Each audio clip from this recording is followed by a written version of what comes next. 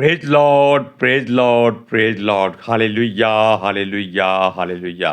सबको जय मसीह की। परमेश्वर, हमारा परमेश्वर, आपका भी, हमारा भी, सबका परमेश्वर, वो जब किसी मनुष्य को देखता है जिसको उसने चुना हो कि वो परमेश्वर को छोड़कर किसी और के प्यार में डूबता जा रहा है, तब वो उसको अलग करता है और अलग करके के बाद उसके बैरियों को उसका मित्र बनाता है और उसको हर संसार का उत्तम पदार्थ खाने को देता है। हालेलुया। आज के सुसमाचार के लिए हम और आप भाई बहन मिलकर प्रार्थना करेंगे। हे पिता परमेश्वर, धरती आकाश के मालिक और खालिक, आपका धन्यवाद करता हूँ कि आपने एक दिन और जीने के लिए दिया। खुदावंद, सुबह से लेकर शाम तक हमारी सहायता की, हर वस्तु की हमारी ज़रूरत को पूरा किया। पिता परमेश्वर, दया करना।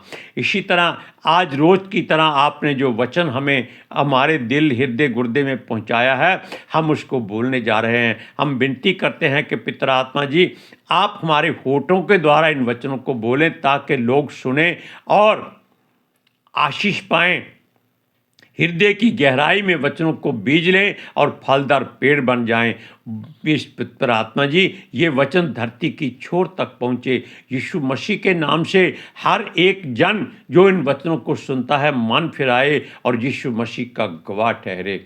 हे प्रभु, मेरी विनती, मेरी प्रार्थना यीशु मसीह के जलाली कदूस जीवित और पवित्र नाम में मांगते हैं। सुनो और कबूल करो। आमीन, आमीन। सुनिए,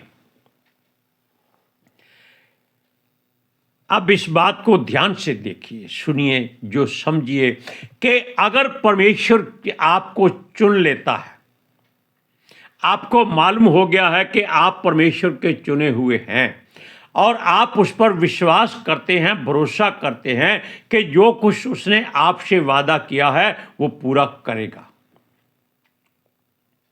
इसलिए अगर आपको इंतजार करना पड़े तो कीजिए, क्योंकि परमेश्वर आपको कभी भी अकेला नहीं रहने देगा, आपका जीवन सुनसान नहीं होने देगा और आपको वो अपने मार्गों पर चलाएगा, बल्कि दौड़ाएगा।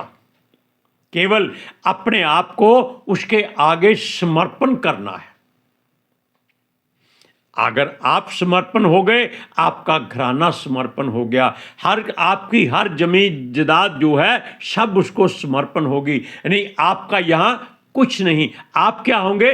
परदेशी। Hallelujah, praise Lord. ध्यान से सुनिए, वो अपने यानी कि जो चुना हुआ मनुष्य है, अपने परमेश्वर को छोड़कर किसी और से, परमेश्वर से ज्यादा प्यार मोह न करे। कामकाज के बदले में हमारे एक मित्र हैं जो फोटो के फ्रेम बनाते हैं, उनका नाम दिलीप कुमार है। वो हर तरह की फोटो को फ्रेम करके लोगों को बेचते, ये उनका प्रोफेशन है, धंधा है, व्यापार है। हमने उनको सारी बात समझाई कि आपको परमेश्वर ने चुना हुआ है, इसलिए आप कोशिश कीजिए कि आप दुकान पर खड़े हैं, इन किसी तस्वीर के आगे सर नहीं झुकाइएगा। इनमें से कोई आपका प्रभु नहीं, क्योंकि आप इनको बनाते हैं, सजाते हैं, संवारते हैं, लोगों को दे देते हैं, उनकी मर्जी वो कैसे रखे। आपका परमेश्वर केवल यहोवा परमेश्वर है, सृष्टि का सृजनहार है, और आपका प्रभु यीशु मसीह है और आपके सहायक पितर आत्मा जी है। उन्होंने मेरी बात बड़ी ध्यान से सुनी। हालेलुया। और सुनिए, एक बात और हम बताते हैं कि जब परमेश्वर ऐसे लोगों को चुन लेता है, जैसे उसने अब्राहम को चुना था, अब्राहम को वादा किया कि तेरे घर में संतान होगी, कितनी?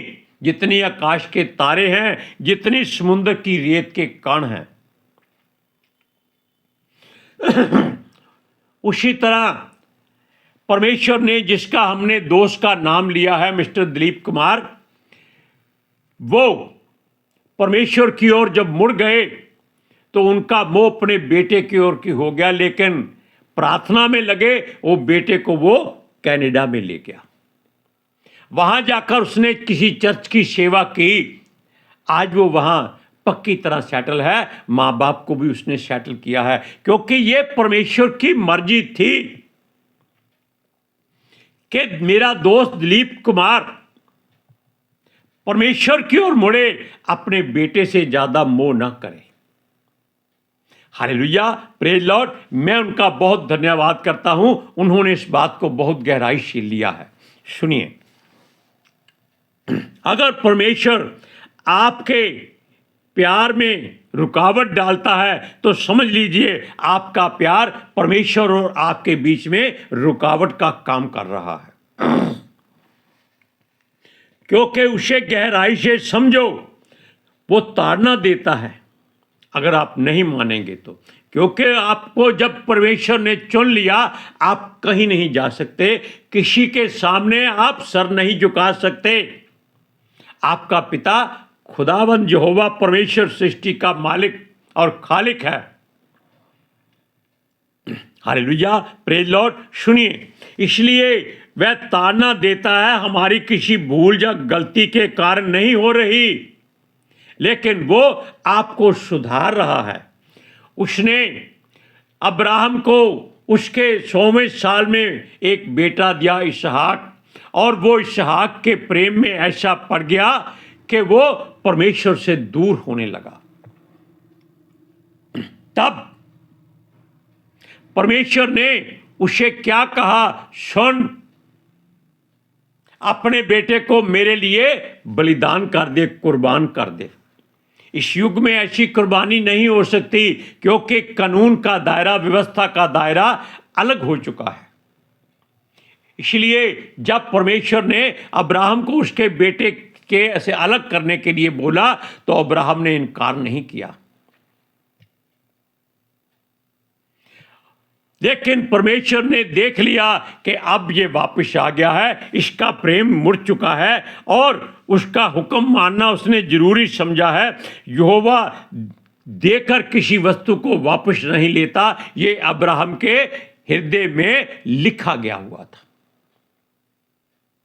क्या उसने शैतान को जब धरती पर गिराया, उसका शरीर रख लिया, लेकिन उसकी सामर्थ और ताकत उसने वापस नहीं ली। इसीलिए शैतान अकड़ता फिरता है, लेकिन उसका समय भी नजदीक आ रहा है, क्योंकि उसको परमेश्वर ने प्रेम किया था। उसने परमेश्वर के प्रेम का नाजायज फायदा उठाने की कोशिश की थी। सुनिए, क्योंकि अब्राहम को उसने इसहाक नाम का बेटा दिया और हुक्म दिया कि इसहाक को जाकर फलानी फलानी जगह पर कुर्बान कर दे। वो हुक्म के मुताबिक वो बेटे को ले गया और कुर्बान करने से पहले परमेश्वर ने पहले ही वहां इंतजाम किया हुआ था। एक मेंढा उसकी पीठ के पीछे झाड़ियों में लाकर फंसा दिया। क्या उसको मालूम नहीं हो सकता था कि पीछे झाड़ियों में कोई जानवर फंसा हुआ है, छुड़ाने की कोशिश कर रहा है, लेकिन वो निकल नहीं रहा। तब अब्राहम को परमेश्वर ने थोड़ा सा हिलाया, तब उसने पीछे देखा कि मेंढा सचमुच में उसके पीछे खड़ा है। उसने उसे लेकर अपने बेटे की जगह पर बलिदान किया, कुर्बान किया, और परमेश्वर उसकी बात से प्रसन्न हो गया। सुनिए, बलिदान परमेश्वर मांगता है आपकी सोच के मुताबिक नहीं, अपनी सोच और युक्ति के मुताबिक। हम इस वचन को पढ़ते हैं, उत्पत्ति की पुस्तक 22 अध्याय उसकी 13 और 14 आयत में क्या लिखा है। सुनिए, तब अब्राहम ने आंखें उठाई और क्या देखा, उसके पीछे एक मेंढा अपने सींगों से एक झाड़ी में फंसा हुआ है। अंत अब्राहम ने जाके उस मेंढे को ले लिया और अपने पुत्र के स्थान पर उसे होम बलि करके चढ़ाया। अब्राहम ने उस स्थान का नाम यहोवा यिरे रखा। इसके अनुसार आज तक भी कहा जाता है कि यहोवा के पहाड़ पर उपाय किया जाएगा, यानी कि यहोवा सब कुछ मुहैया करने वाला है। हमारे पोते का नाम भी यिरे चोपड़ा है। हालेलुया। अब आप देखिए कि ऐसी ही बात अब्राहम के पोते इसहाक के पुत्र याकूब के साथ भी घट गई थी। अब आप सोचेंगे वो कैसे हो गया। अब्राहम का पोता याकूब जो इसहाक का पुत्र था, उसकी 2 पत्नियां थी। एक उसको परमेश्वर ने दी थी जिसका नाम लिया था। एक उसकी अपनी मर्जी की आंखों की चाहत से मिली थी जिसका नाम राहेल था।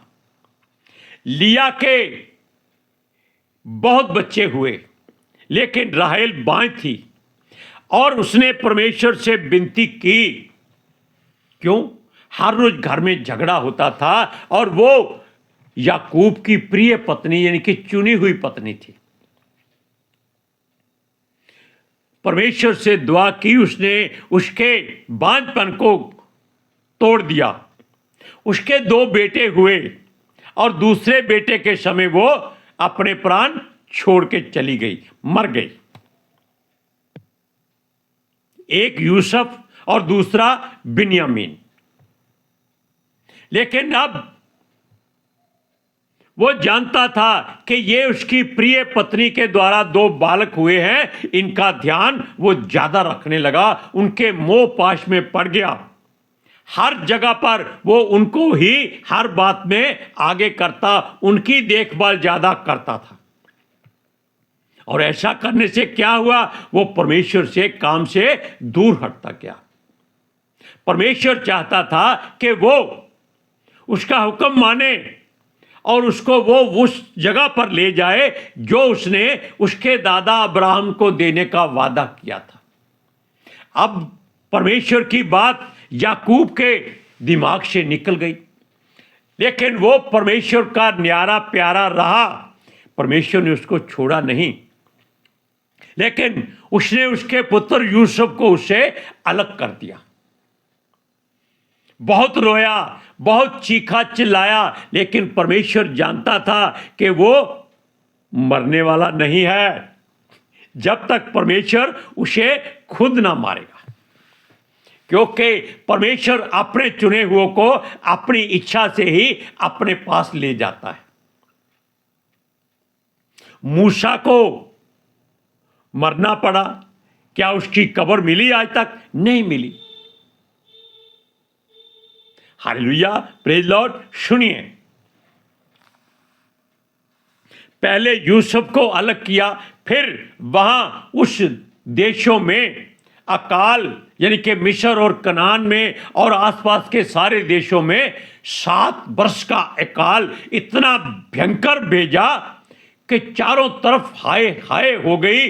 ना पानी, ना खाना, ना जानवर, ना ही उनके पास अपनी जमीन रही, केवल शरीर को छोड़कर, और उनके पास कुछ नहीं था। क्यों? यूसुफ मालिक बन गया पूरे मिस्र का और वो अपने पिता से अलग हो चुका था, लेकिन यूसुफ अपने पिता को याद करता था।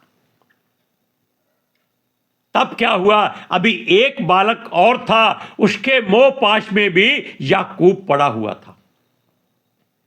तो परमेश्वर ने क्या किया? यूसुफ के मन को कठोर किया और उसने अपने भाइयों से कहा कि उसके अपने छोटे भाई को मेरे पास लेके आओ। जब वो ले आए तब वो पिता से अलग हो गया और वो ये सोच रहा था कि एक पहले चला गया है, अब दूसरा भी चला गया है, अब वो क्या करेगा? वो अधोलोक में चला जाएगा। तब अधोलोक ही होता था जहां परमेश्वर सारी रूहों को इकट्ठा करता था। हालेलुया। और अब शैतान के गिरने से नरक और स्वर्ग अलग हो गए। Hallelujah, praise Lord. अब इस बात को ध्यान से सुनिए। तब परमेश्वर ने याकूब और बिन्यामीन के बीच में भी फासला बढ़ा दिया। उसकी उम्र काफी हो चुकी थी, करीबन 128-29 साल की उसकी आयु हो चुकी थी। अब वो ये सोच रहा था कि क्या करे। हमने आपको बताया कि परमेश्वर जिसको चुन लेता है वो उसको उसकी प्रिय वस्तु से, उसके प्रिय पारिवारिक मेंबर से, उसके प्रिय जन से उसको अलग करता है पहले। जैसे हमारा अपनी पत्नी के साथ बहुत मोह था। आप नहीं जानते उसने कितना दुख सहा, लेकिन मैं हमेशा उसके पास रहता था ताकि वो महसूस ना करे। वो बहुत रोती थी कि हे यहोवा, हे प्रभु यीशु, मुझे ले जा। मुझसे दर्द सहा नहीं जाता, क्योंकि उसकी दोनों किडनियां डैमेज हो चुकी थी और उसके पांवों में यूरिक एसिड भरता जा रहा था, जिसका कोई इलाज नहीं है और उससे बड़ी दर्द होती है। 2 साल उसने बहुत दुख सहा। तब हमने परमेश्वर से विनती की कि प्रभु या तो इसको उठा दे या इसको ले जा। उसने भी यही विनती की और तब प्रभु ने हम पर दया की और उसको ले गया। हम अलग जरूर हैं, लेकिन हमारे साथ पवित्र आत्मा जी आ गए जो हमारी देखभाल करते हैं। और आप जैसे भाई बहन जो इन वचनों को सुनने वाले हैं वो दिए। आप देखिए, याकूब को अपने दोनों बेटों से अलग किया। उसके बाद में क्या हुआ? परमेश्वर ने उनको यूसुफ के द्वारा मिस्र में बुला लिया ताकि वो उनका भोजन जो उत्तम से उत्तम है खाएं और बढ़ते जाए और रेत के कणों की तरह उनके कुनबे भरपूर हो जाए। यह परमेश्वर की इच्छा और युक्ति थी। और उसने याकूब को उसके सारे परिवार सहित इसलिए बुला लिया ताकि वो उसको बता सके कि तेरे दोनों बेटे और बाकी 10 बेटे सारे जीवित हैं और आनंद से हैं, और तेरा बेटा मिस्र का प्रधानमंत्री है जो तुझसे अलग हो चुका था और तेरे सोच में वो मर चुका था। सुनिए, क्योंकि वो अपने आप को बेबस महसूस करता था कि अब वो क्या करे। सारा कुनबा परमेश्वर ने इसी कारण मिस्र में पहुंचा दिया, कनान से उठाकर गशेम के नगर में, जहां सबसे उत्तम भूमि थी। परमेश्वर ने वो स्थान उनको दिया। और सुनिए, फिरौन ने जो उनका बैरी था, क्योंकि वचन में लिखा है कि मिस्री लोग इजरायली लोगों से या चरवाहों से प्रेम नहीं करते थे, घृणा करते थे, नफरत करते थे, लेकिन दूध उन्हीं के हाथों से लेकर पीते थे। सुनिए, फिरौन राजा ने कहा, हे यूसुफ, जा अपने पिता और अपने सारे कुनबे को बोल कि यहां आ जाएं और यहां के उत्तम से उत्तम पदार्थ मैं उनको खाने को दूंगा। Hallelujah, praise Lord. अब आप जान लीजिए कि अगर आप परमेश्वर से प्रेम करते हैं तो यीशु मसीह के वचन के अनुसार अपने किसी ऐसे मित्र, दोस्त, परिवार के मेंबर के साथ परमेश्वर से ज्यादा मोह ना करें, क्योंकि हमारा सहारा हमारे करीब था, वो परमेश्वर के पास चला गया। अब हमारा सहारा परमेश्वर रह गया है। हालेलुया। सुनिए इस वचन को, उत्पत्ति की पुस्तक 45 अध्याय उसकी 17 से 19वीं आयत तक सुनिए। इसलिए फिरौन ने यूसुफ से कहा, अपने भाइयों से कह कि एक काम करो, अपने पशुओं को लाद कर कनान देश में चले आओ, कनान देश में चले जाओ और अपने पिता और अपने घर के लोगों को लेकर मेरे पास आओ, और मिस्र देश में जो कुछ अच्छे से अच्छा है वह मैं तुम्हें दूंगा, और तुम्हें देश के उत्तम से उत्तम पदार्थ खाने को मिलेंगे। अब आप जान लीजिए कि जो परमेश्वर से प्रेम करता है वो उसकी ऐसी ही तबीयत कर देता है कि उसको किसी बात की घटी और कमी नहीं होती। Hallelujah, praise Lord. अब आप परमेश्वर से ज़्यादा प्रेम करें, उस अपने रिश्तेदारियों में प्रेम ज़्यादा, उससे ज़्यादा ना करें, प्रेम जरूर करें। अब हम भाई बहन मिलकर प्रार्थना करेंगे। हे पिता परमेश्वर, हे प्रभु पिता आत्मा जी, बाप बेटा रूप पाक के वसीले से जो वचन हमें प्रचार के लिए दिया गया था वो हमने आपकी सहायता से बोला, क्योंकि आपकी युक्ति और आपकी मर्जी हमारे जीवन में पूरी हो। इसलिए हम विनती करते हैं कि हमारे मन में अगर किसी के प्रति मोह ज़्यादा है या नफरत ज़्यादा है तो आप उसको अपने तरीके से हटा दीजिए, क्योंकि हमारे वश में ये बातें नहीं आ सकती। पिता आत्मा जी, ये वचन धरती की छोर तक पहुँचे और लोग इसकी सच्चाई को जाने और सच्चाई उनको आज़ाद करे, और वो इस बात में परमेश्वर के और मन फिराएं और प्रभु यीशु मसीह के धरती की छोर तक गवाह ठहरे। और खुदाबंद खुदा उनको अपने अनुग्रह और शांति से हमेशा भरपूर रखे। मेरी विनती, मेरी प्रार्थना जीसस के समर्थी जलाली कदूस और जीवित नाम में मांगते हैं, सुनो और कबूल करो। आमीन, आमीन, आमीन। हालेलुया। सबको जय मसीह की।